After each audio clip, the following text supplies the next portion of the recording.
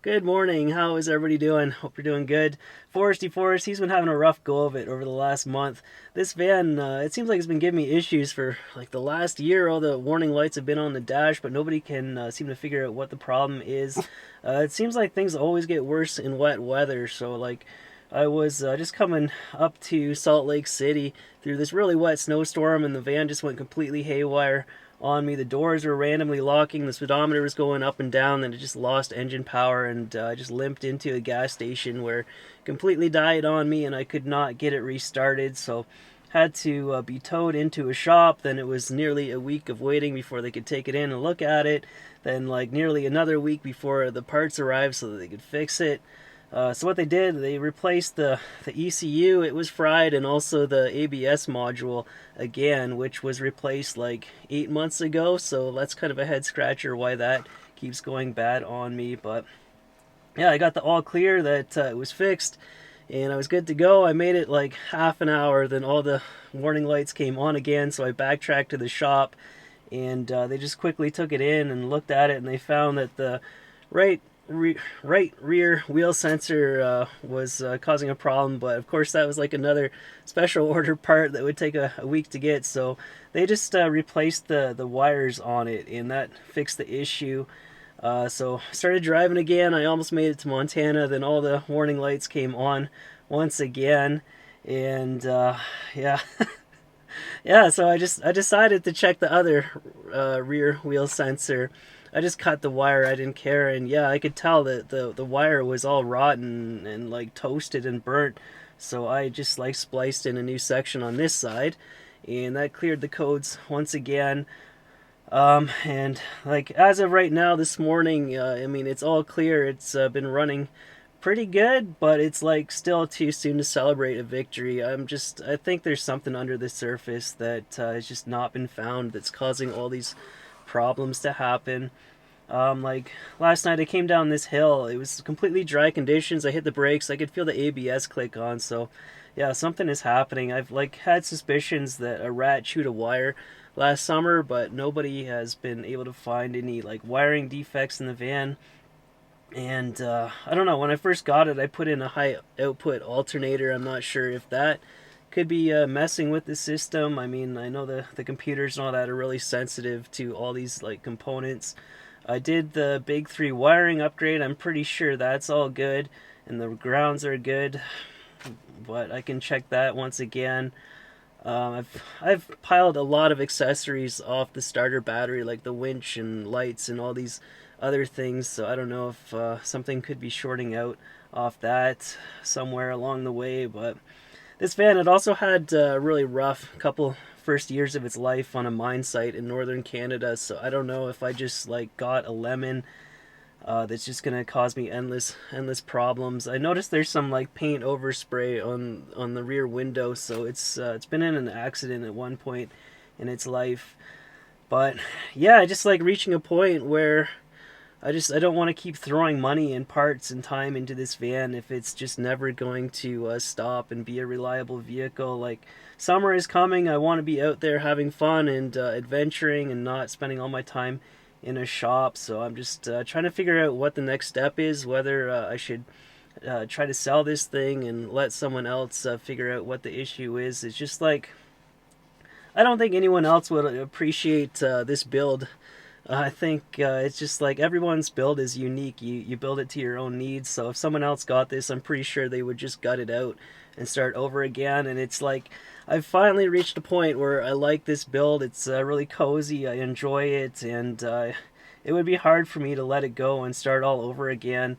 And it's also like in North America, there's not really that much of like selection in terms of like a 4x4 platform. It's just like when I was searching to buy one, this was like the only thing on the market, and I'm not like a Chevy person or a Ford person or any brand. I'll try anything. This was just like the only choice there was, so I went with it, and it looked like a dream choice to have like 4x4 and a lift right from the factory. But I don't think these vans are meant to be off roaded and taking abuse all the time. They're meant to be on the pavement and on the cities doing courier jobs, and like this and that, not not like bouncing down these 4x4 trails. So that's kind of an issue. So it'd be great to start with like something that is meant to be off-roaded. Like, what if I could get a Tacoma or a Tundra and like get a shop to do a custom job, remove like the rear truck bed and like build a custom enclosure on the back. I mean, I think that would be amazing. Other than that, I mean, like maybe a Ford Excursion would be a good choice. But those are also like really expensive and kind of like a luxury vehicle, so I don't know if that's the way to go. But yeah, I'm still in the States, and this morning I'm gonna head up to Canada. I'll keep driving this van, and we'll see what happens over the next week. I've got more ideas, more things that I want to change with this build. It's just like I don't want to let it go. I'm hopeful that it's gonna be fixed for a while, but we'll have to wait and see. But yeah, let's get driving. Let's go to Canada.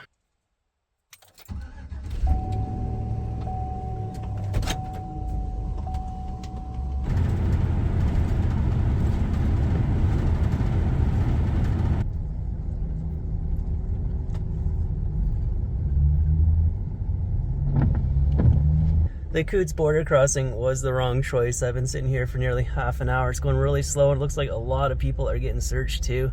Last year I went up through the Carway crossing. It only took like 5 minutes. I should have went back over there.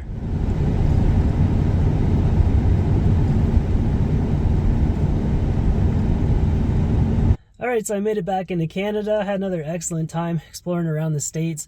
I ate pretty well a full wheelbarrow worth of Tillamook shredded cheese. I wish we could get some of that up in Canada.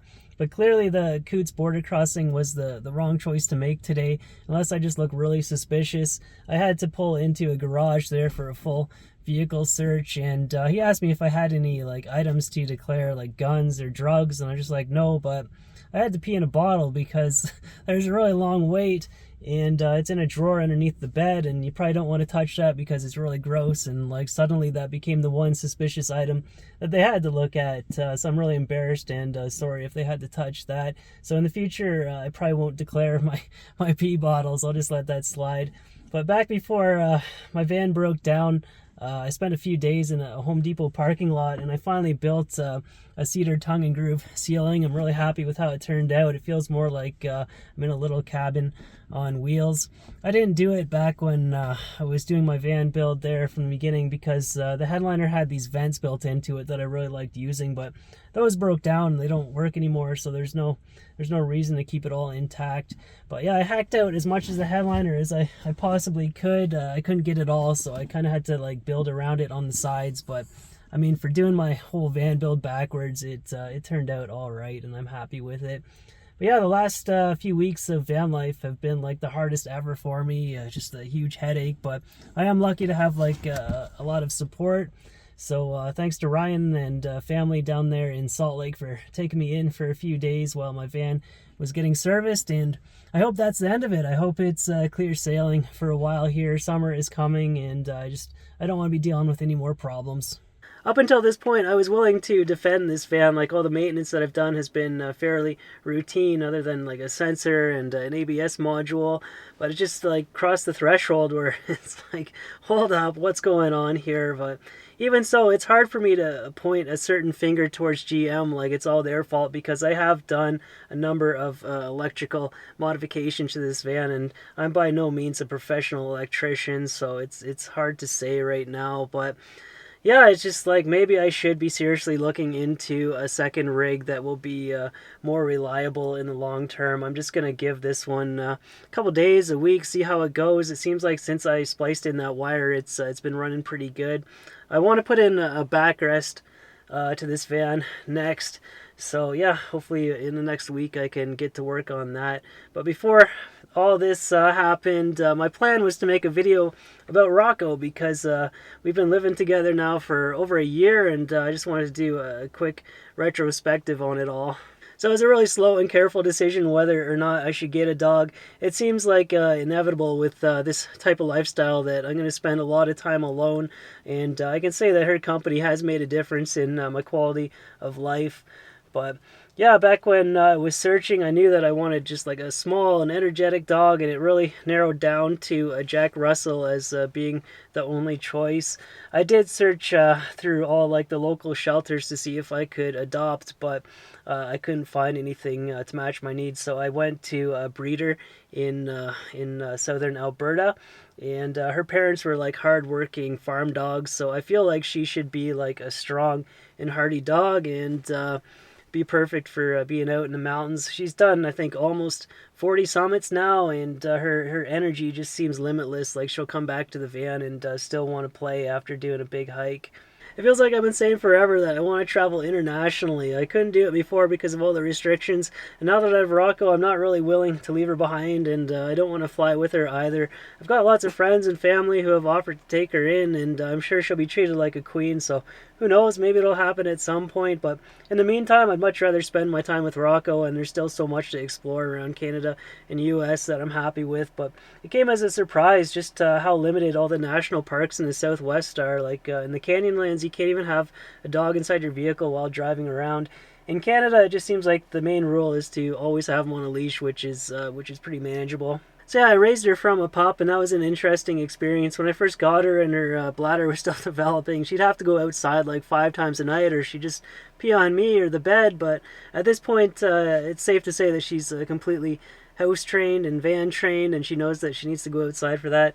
I also I built this crate underneath my kitchen that I used to put her in whenever I went out to get groceries or whatever, but I haven't had to use that in months. She just lays on the dash now whenever I'm outside the van and just relaxes until I get back. So she's come a long way, and she's finally starting to calm down a bit. She doesn't like rip apart the van anymore so much, but her fur is everywhere. It's all over my clothes and every single nook and cranny, and like every single window has her nose prints on them. It's just it's just like part of the maintenance of owning a dog in a van.